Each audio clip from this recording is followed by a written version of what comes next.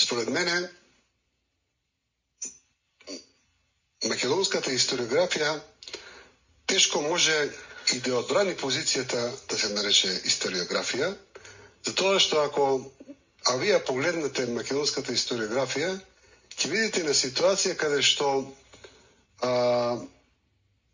како да се работи за збир на митови, како да се работи на збир на приказки или фатаморгани, миражи, кои само ги гледаме во Македонија.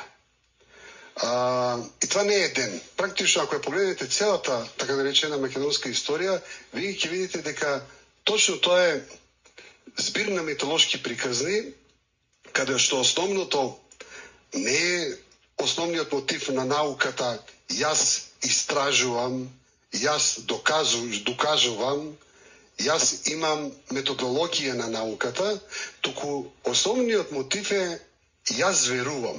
Значи, македонската историографија може би повеќе да ја гледате како религиозен проект, отколку како научно-истражувачки проект.